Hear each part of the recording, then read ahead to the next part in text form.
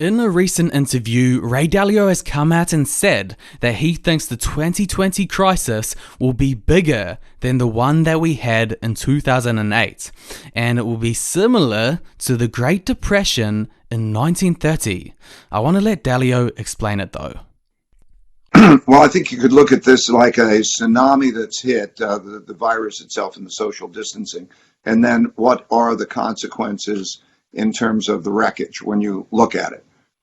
And I think you have to think of that as incomes and balance sheets, you know? So it was a tremendous income hit.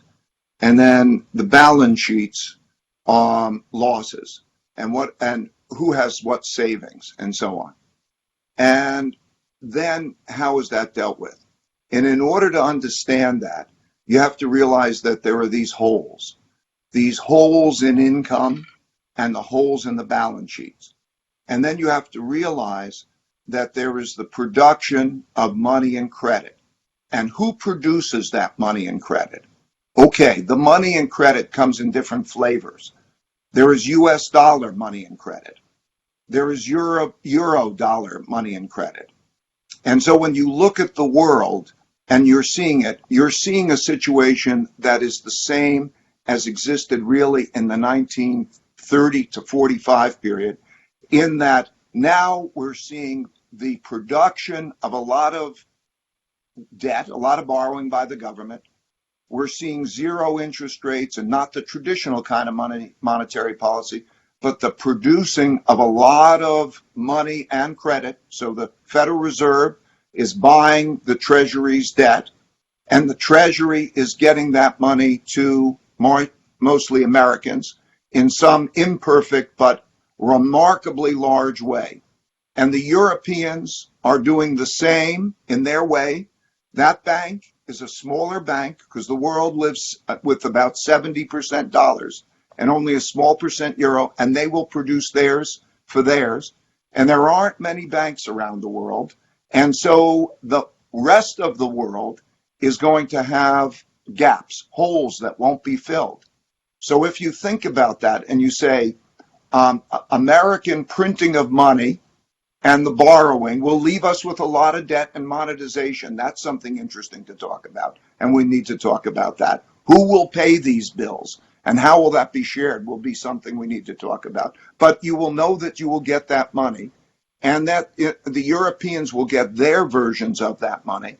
But we are in a new world, and that world is most similar to the 1930 to 45 world, and a lot of the world will not get that money and credit.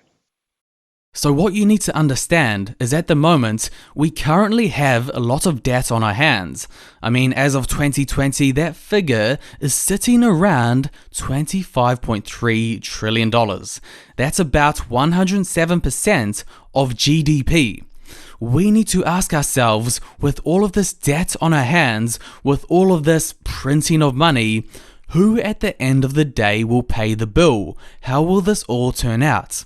And before you can answer these questions, you need to know how the economy works and the key patterns that we can see throughout history. I want to let Dalio explain it very simply.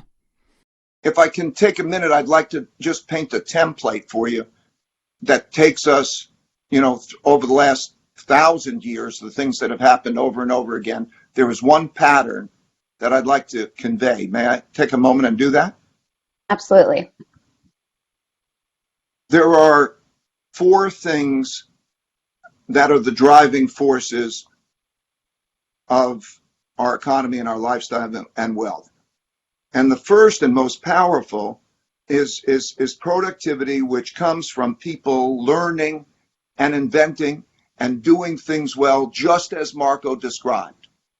Okay? And it grows slowly. 1 or 2 or 3% a year, it grows slowly, and it's not volatile because knowledge isn't volatile, but it grows, and that raises our living standards over a period of time.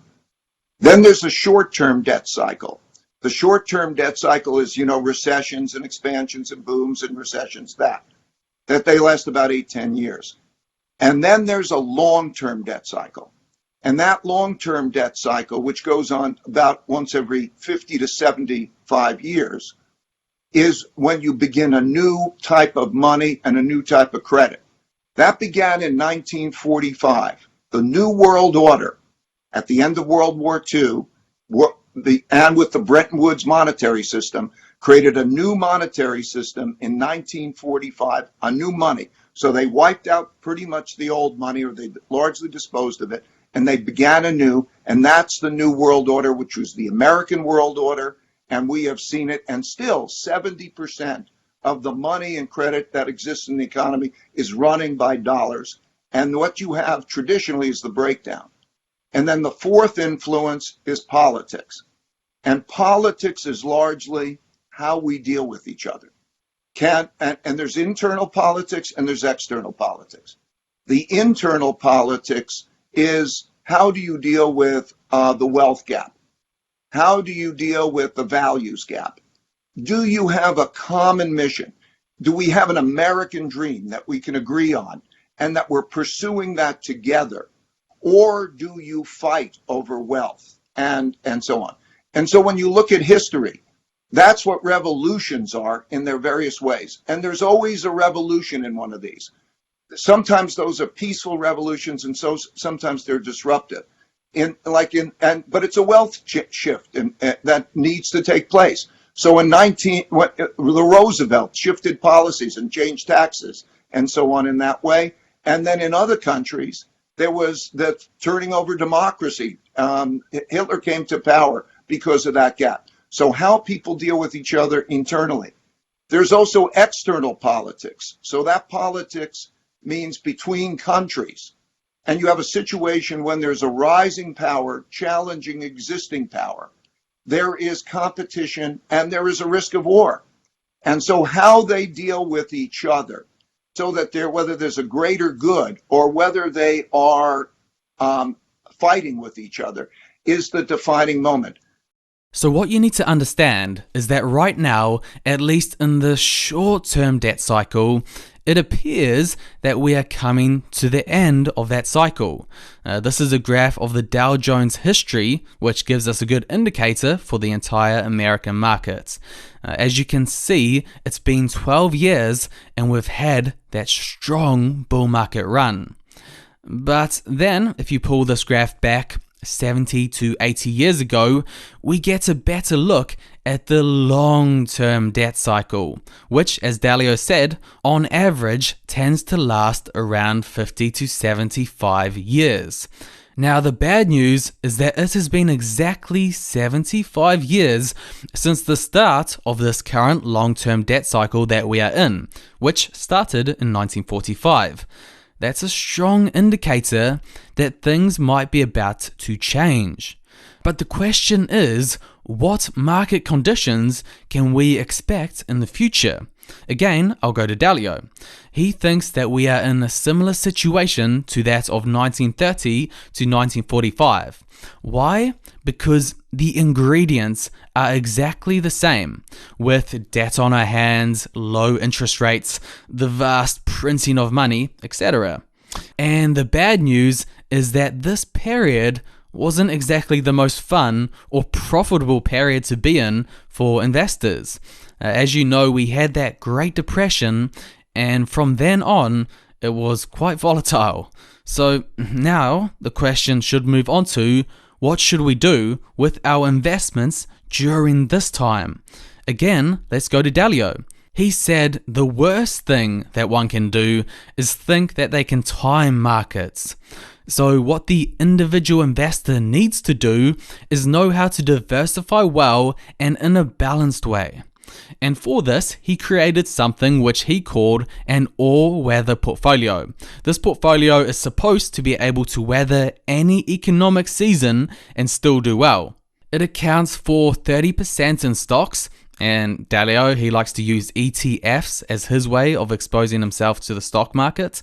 ETFs in the USA, but also world ETFs. This way you can make sure you diversify your net worth through countries around the globe. Then it's 40% in long-term bonds and 15% in intermediate-term bonds. Also, you've got 7.5% in gold, which is another thing that Dalio alluded to recently. He says if you don't own gold, you know neither history nor economics. And lastly, 7.5% in commodities to finish off this diversified, balanced portfolio that, at least according to Dalio, should be able to weather through this economic storm.